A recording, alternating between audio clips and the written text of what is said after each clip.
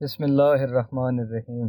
فرشتے اللہ تعالیٰ کے نورانی مخلوق ہیں جنہیں ان کی اصلی شکل و صورت میں دیکھنا انبیاء کرام علیہ السلام کے علاوہ کسی اور کے لیے ممکن نہیں۔ یہی وجہ ہے کہ ہمارے ارد گرد لاتعداد فرشتے اپنے کاموں میں مصروف ہیں مگر ہمیں وہ دکھائی نہیں دیتے۔ اگر وہ انسانی شکل اختیار کر کے ہمارے سامنے آئیں تو پھر انہیں دیکھنا ممکن ہے۔ انسان کی نسبت فرشتے عظیم مخلوق ہیں اور ان میں بھی چھوٹے ہیں اور بعض بڑے ہیں۔ فرشتوں میں بعض کے 2 پر ہیں اور بعض کے 600 پر ہیں۔ قرآن کریم میں ارشاد پاک ہے کہ اللہ تعالیٰ ہی کے لیے تمام تعریفیں ہیں جو آسمان اور زمین کا پیدا کرنے والا ہے اور 2 3 4 پروں والے فرشتوں کا اپنا قاصد پیغمبر بنانے والا ہے۔ بعض روایات کے مطابق جبرائیل امین علیہ السلام کے 600 پر دیکھے گئے ہیں اور ہر پر نے آسمان کو گھیر رکھا تھا۔ ان کے پروں سے مختلف رنگ اور قیمتی موتی بکھر رہے تھے۔ وہ فرشتے جنہوں نے عرش اٹھا رکھا ہے، ان کی قد و قامت کے بارے میں سیدنا انس رضی اللہ عنہ سے مروی ہے کہ حضور نبی کریم صلی اللہ علیہ وآلہ وسلم نے ارشاد فرمایا، عرش کو اٹھانے والے فرشتوں میں سے ایک فرشتے کے بارے میں مجھے یہ بتانے کی اجازت دی گئی ہے جس کے پاؤں سب سے نچلی 7ویں زمین پر ہیں اور اس کے کندھوں پر عرش ہے اور اس کے کانوں اور کندھوں کے درمیان اتنی دوری ہے کہ اسے طے کرنے کے لیے پرندے کو 700 سال کی پرواز چاہیے۔ وہ فرشتہ کہتا ہے، یا اللہ تو پاک ہے جہاں بھی ہے اور جہاں بھی ہو۔ اللہ تعالیٰ نے فرشتوں میں شادی بیاہ کی حاجت نہیں رکھی، اس طرح انہیں کھانے پینے سے بھی بے نیاز کر دیا ہے۔ اس کی وضاحت قرآن مجید میں مذکور سیدنا ابراہیم علیہ السلام کے اس واقعے سے ہوتی ہے جس میں ہے کہ ابراہیم علیہ السلام کے پاس فرشتے آئے تو آپ علیہ السلام ان کے لیے فوراً گوشت لے کر آئے مگر انہوں نے اسے تناول نہیں کیا۔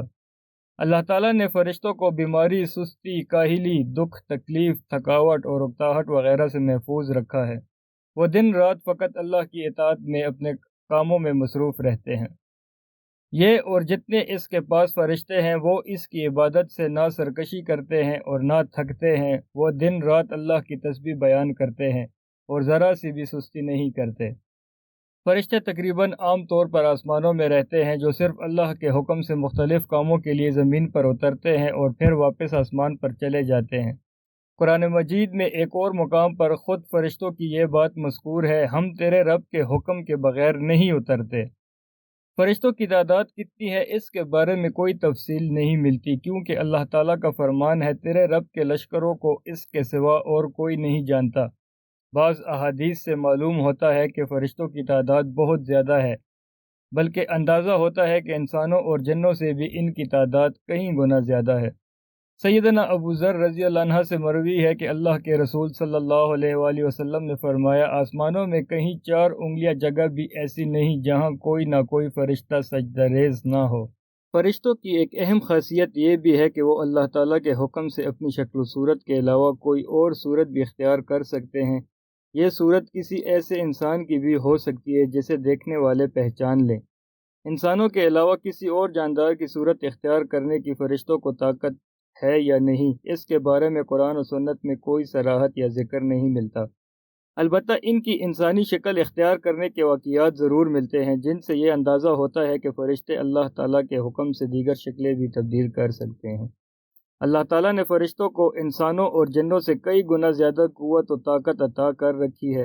حضور نبی کریم صلی اللہ علیہ وآلہ وسلم نے جب طائف کے مقام پر وہاں کے لوگوں کو اسلام کی دعوت پیش کی تو آپ صلی اللہ علیہ وآلہ وسلم پر وہاں کے لوگوں نے ظلم و جبر کی انتہا کر دی اور حضور نبی کریم صلی اللہ علیہ وآلہ وسلم کو لہو لہان کر دیا۔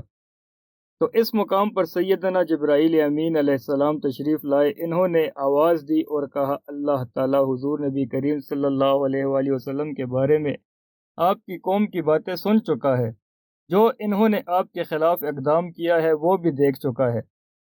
ان کے پاس اللہ تعالیٰ نے پہاڑوں کا فرشتہ بھیجا ہے، آپ ان لوگوں کے بارے میں جو چاہیں اس فرشتوں کو حکم دیں۔ اس کے بعد پہاڑوں کا فرشتہ مخاطب ہوا، اس نے حضور نبی کریم صلی اللہ علیہ وآلہ وسلم کو سلام کیا، پھر عرض کی کہ اے اللہ کے رسول، آپ جو حکم دیں گے میں اس کی تعمیل کروں گا۔